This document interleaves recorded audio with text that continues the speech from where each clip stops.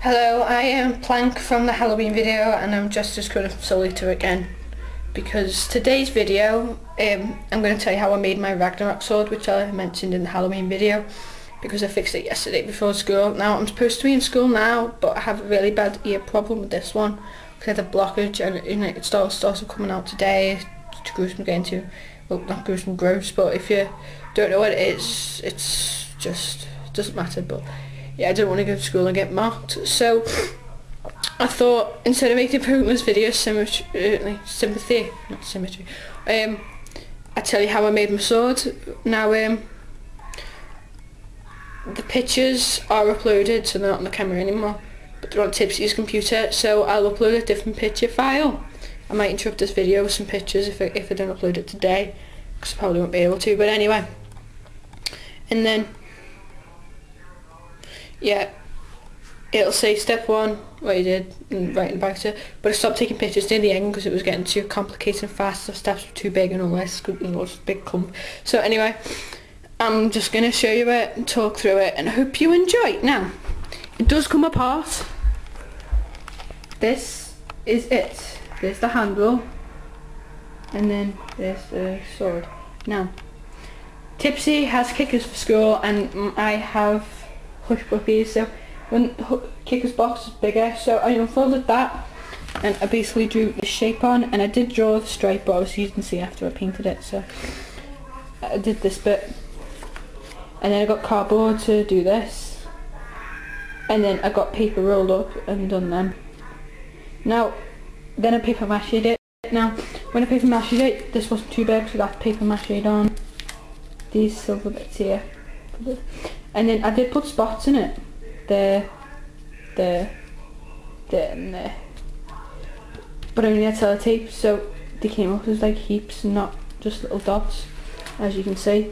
So you can't really see them too good, but obviously don't sellotape it, glue, because when you paint it, paint sellotape as well. I forgot all about that because I'm a bit thick at times, but yeah, that's basically the first bit. Now then after I paper mache'd it, I let it dry and I painted it. Now I didn't use normal paint, like I was going to go to, I live in England, so it's called B&Q, it's hardware store. If you just go to any, I'm sure there'll be some paint, you know, to paint houses and that, with the little sample pots, and I will show you some of them.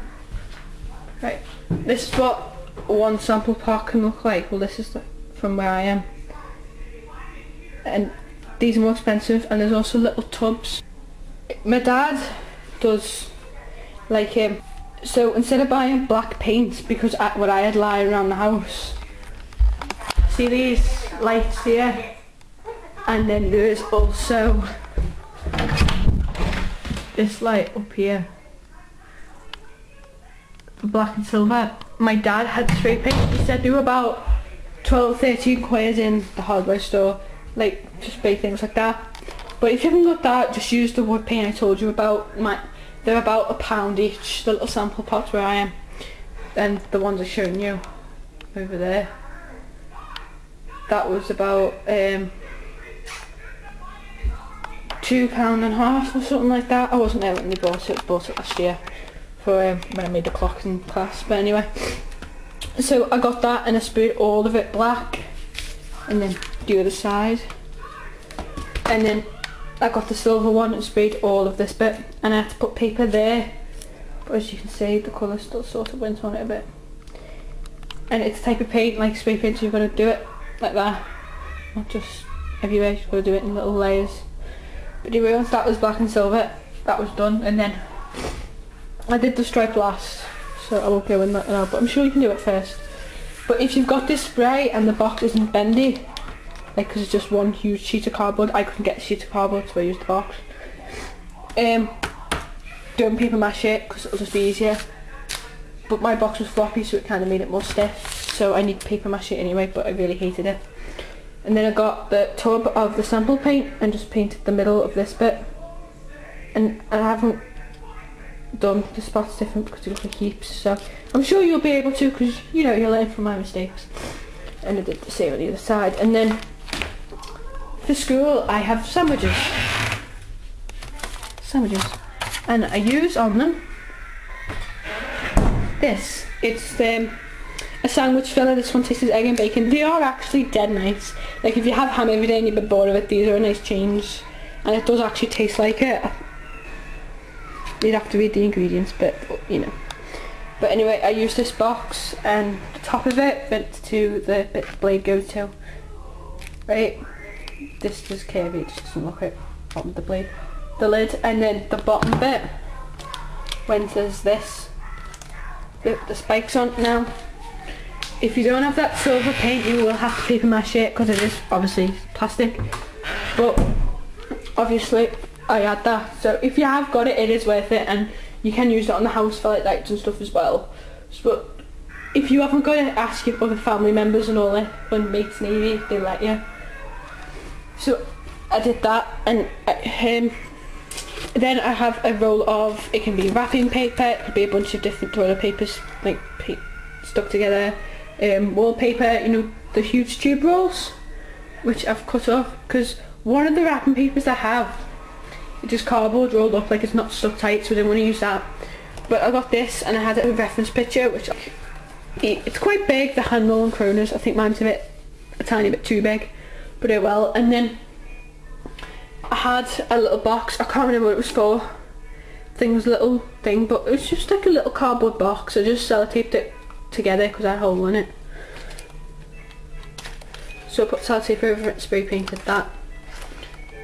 And then I literally stuck all this together with sellotape and PVA glue. Now if you've got super glue or you know better glue, then that's fine. My dad had some special glue for this, spikes, but it didn't work too well, so I sellotaped it as well. Right, so that's done. Now I'll talk about how I stuck spikes. The spikes are just a triangle of cardboard and a circle stuck onto each other, so it's a circle and the triangle bit sticks up. And then I put it in a full piece of paper. I'll show you this. And this top, the spike was there, and then the round bit went round, and then just rolled the paper around it, sellotaped it closed, and then cut the bottom such and such, and then I did that. It's only 3 pieces because like 1, 2, 3, and then I had the rest. But anyway, yeah, and then I just spray painted them. The spray paint takes about 10-20 minutes to dry, and silver 10 minutes for the black.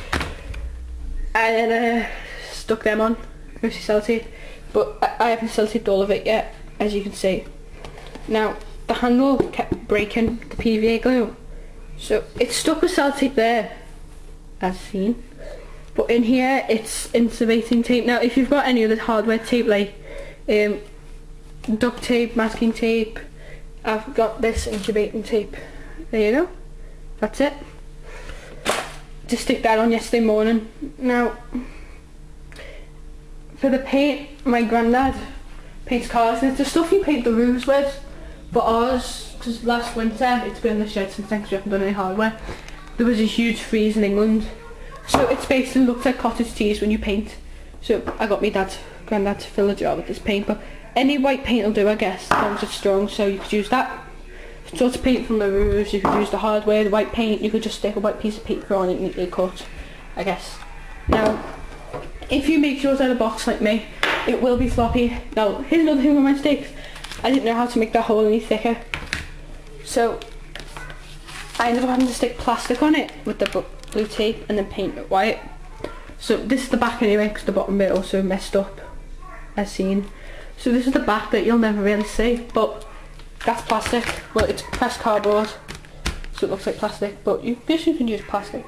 And it should go right the way down there through the lid and then in the box, and then the blade will stay stiff.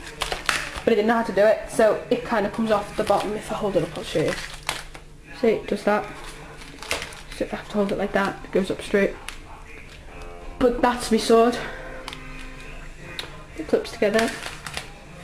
And I bought the bandages. They're 28p each in Tesco. This is that's a new roll. It took all that roll to do that. There's about 2.5 layers there, and then stuck it on with glue.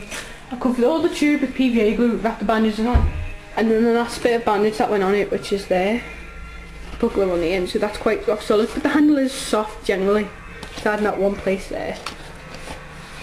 So it is nice to hold now. that's my Ragnarok sword. I don't like the mouth. If you did, you could buy a rubber tongue and stick that on and then PV with the mouth. Because the swords you can buy which are plastic, so they will be stronger. This bit's wrong because you've got spikes coming out this, spikes don't come out of there. And then sometimes spikes are there, some isn't, it's a bit too thin, and that's supposed to have another layer of spots on, so if you've got a longer tube, do that, but yeah. But anyway, that's my sword and how I made it. I've gone on for like 10 minutes now, I'm sorry. If you didn't understand it, I'll up the video. I do talk very fast, but I'll just show you me with the sword now, okay? So, how to put it together, you just put the lid on.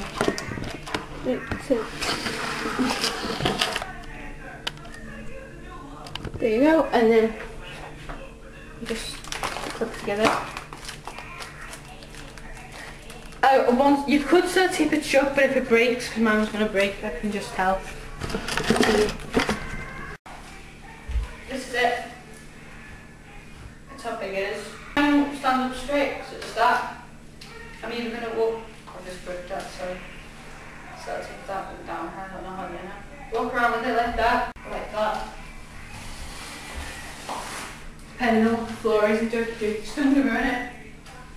But yeah. That's how I made my Ragnarok sword. Now obviously you will all have you will all have a better way of making it. Hopefully more durable than mine. Hopefully. If you do the same as mine. The big hint would be to not use a kicker's box like with all folding. Like my friend had a rabbit hutch, right? And it's like this big. To where the camera is, so which would have been enough to make the blade out to being foldy. You could have done a few layers as well. I didn't have enough cardboard for that because you did it in the dead on middle of the box. 2 layers of that shoebox or just the one big one, and you won't have to put the plastic on the end so it'll look better. But yeah, that's basically how I made my sword. So I hope you enjoy and have a nice day, and bonfire night's in 2 days, Friday and then it's Saturday, bonfire night. So on Saturday, hopefully there'll be a new video. I might not be Corona. And unless you haven't realised, when it's night my wig does actually look purple, it's actually a pink colour. At day it looks blue, as seen here.